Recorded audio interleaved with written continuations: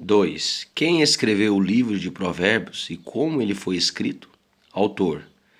Em Provérbios, capítulo 1, versículo 1, Provérbios 10, 1, Provérbios 25, 1. O texto indica que o rei Salomão é o autor dos provérbios deste livro. Deus deu a Salomão uma sabedoria tão extraordinária, 1 Reis, capítulo 3, do versículo 5 ao 15, que pessoas dos confins da terra iam a Israel para ouvi-lo e voltavam para casa maravilhadas. Provérbios 4, do 29 ao 34, Mateus capítulo 12, versículo 42. O rei proferiu mais de 3.000 provérbios, sendo que a maioria deles não se encontra neste livro. O Espírito Santo escolheu apenas os provérbios que o povo de Deus compreenderia e obedeceria em todas as eras. Porém, outros servos guiados pelo Espírito de Deus também participaram da composição do livro. Os homens de Ezequias, Provérbios 25:1, eram um grupo de estudiosos do tempo do rei Ezequias, 700 a.C., que compilaram o material registrado nos capítulos 25 a 29. Em Provérbios capítulo 30 e 31, vemos também Agur, filho de Jaque, e o rei Lemuel. Apesar de muitos estudiosos acreditarem que Lemuel era outro nome de Salomão, a maior parte do material deste livro veio do rei Salomão, de modo que pôde ser chamado devidamente de Provérbios de Salomão. Provérbios capítulo 1, versículo 1. Como todo leitor da Bíblia sabe, Salomão começou seu reinado como um homem sábio, mas terminou a vida praticando a maior insensatez de todas. 1 Reis capítulo 11. Deuteronômio capítulo 17, do versículo 14 ao 20.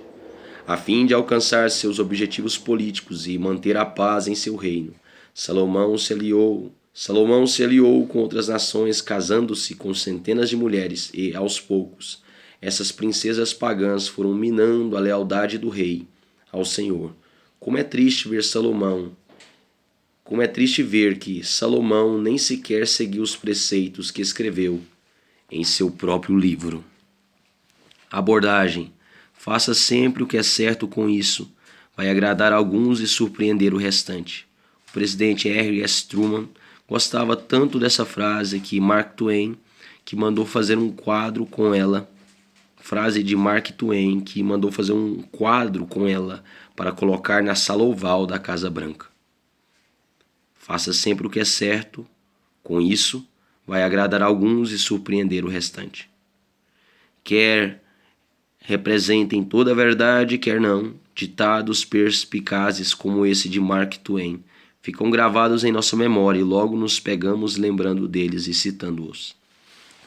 Isso vale especialmente para os provérbios, alguns dos quais tão antigos que se tornaram expressões de uso comum. Certa vez, quando disse a um pastor que não poderia aceitar o convite para pregar em sua igreja, pois tinha outro compromisso naquela data, ele respondeu: "Bem, quem não arrisca não petisca." Esse provérbio é tão antigo que o poeta inglês Chaucer citou uma versão dele em um de seus poemas em 1385. Quase toda tribo e nação tem uma série de provérbios expressos de maneira a facilitar a memorização de sua sabedoria. Todo paciente é um médico, diz um provérbio irlandês, e, de acordo com o provérbio sérvio, seu vinagre é de graça, é mais doce que o mel. Um dos meus prediletos é um provérbio da ilha de Creta. Ninguém compra uma vaca quando quer apenas um gole de leite.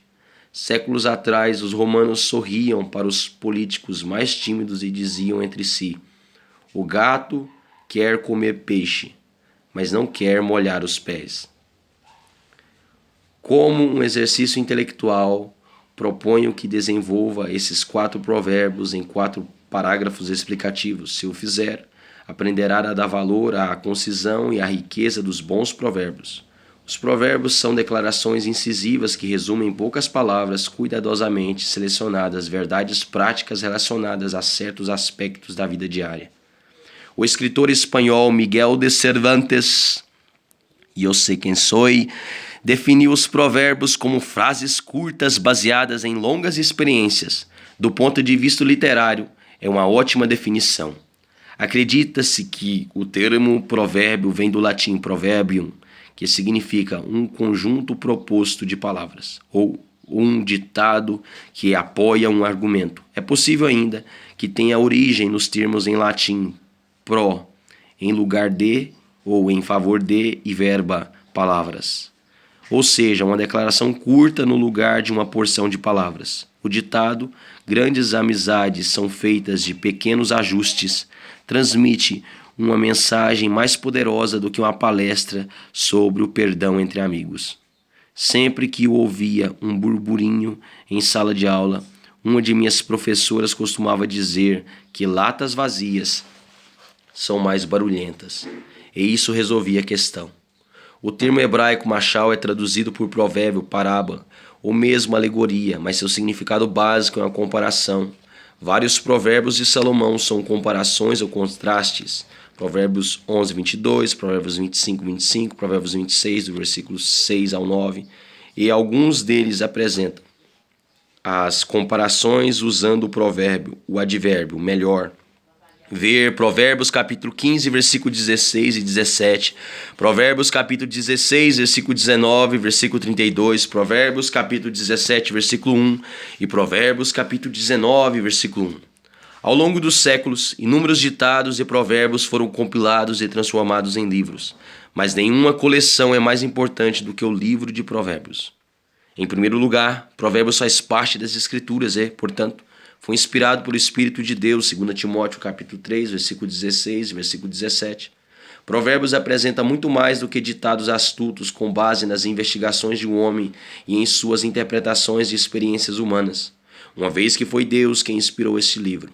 Ele faz parte da revelação divina e relaciona as questões da vida humana com Deus e com tudo o que é eterno.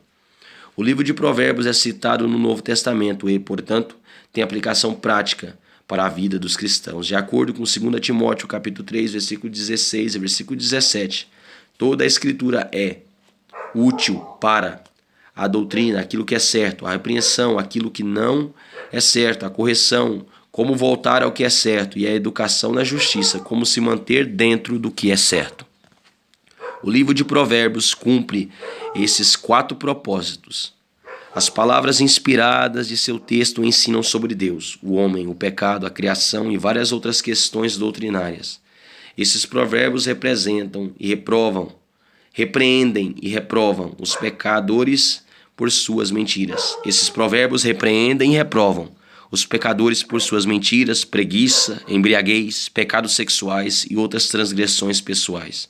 Porém, Provérbios não se atém a condenar. O livro também administra a correlação e nos diz como deixar o pecado e trilhar o caminho da sabedoria sem se desviar. Meu amigo Dr. Bob Koch, já no lar eterno com o Senhor, me contou que começou a ler Provérbios com frequência quando ainda era menino. O livro tem 31 capítulos e, portanto, pode ser lido uma vez por mês, reservando um dia para cada capítulo. O pai de Bob lhe prometeu $1 para cada vez que terminasse fielmente a leitura do livro, e assim, a cada ano, Bob adquiria um tesouro espiritual e ganhava $12 só de ler o livro de Provérbios. Nem todos os provérbios de inspiração humana são corretos, e vários deles se contradizem, mas podemos confiar no livro de Provérbios. Olhai antes de saltar. Aconselha a prudência enquanto quem pensa muito não age. Adverte o perigo de perder boas oportunidades. Qual desses ditados devemos seguir? Quanto mais mãos, menos trabalho. É uma contradição de ajuda demais atrapalha.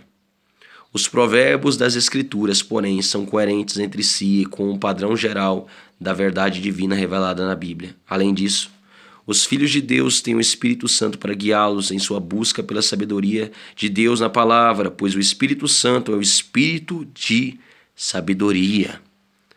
Isaías capítulo 11, versículo 2, Efésios capítulo 1, versículo 17. Porém, ainda resta uma pergunta importante a ser respondida.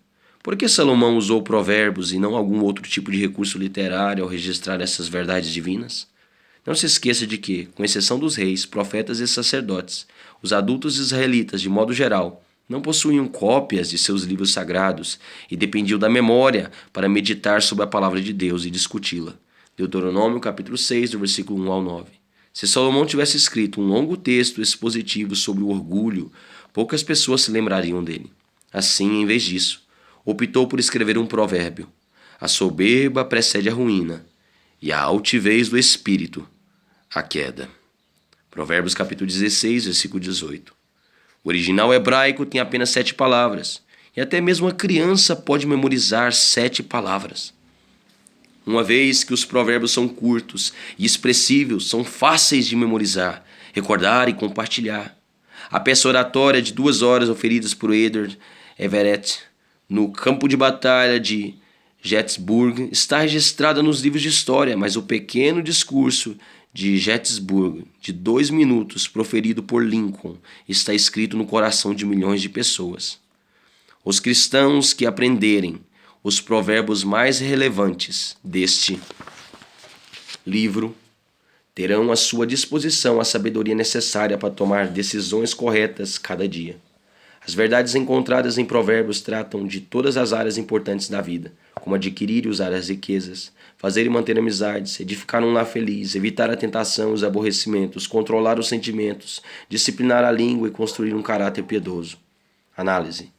Mas por que o Espírito Santo não orientou os autores a organizar esses provérbios por assunto, a fim de que encontrássemos mais rapidamente aquilo que precisamos saber?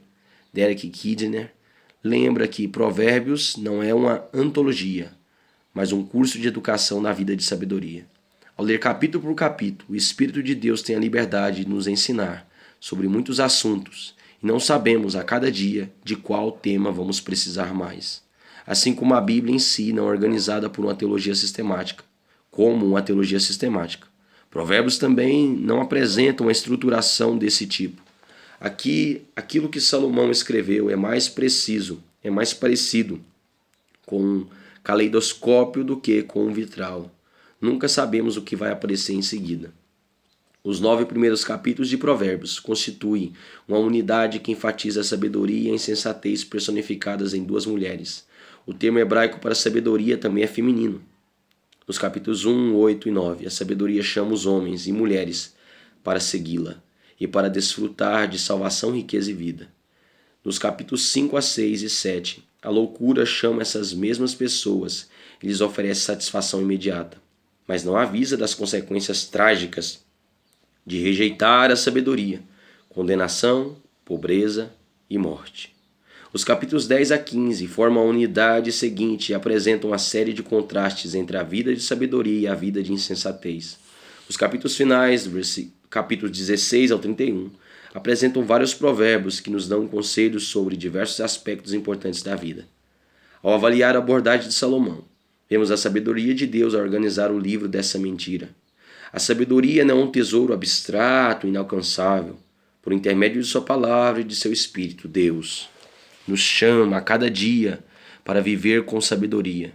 Se desejamos viver sabiamente, nosso ponto de partida deve ser um compromisso com Jesus Cristo, a sabedoria de Deus. 1 Coríntios capítulo 1, versículo 30.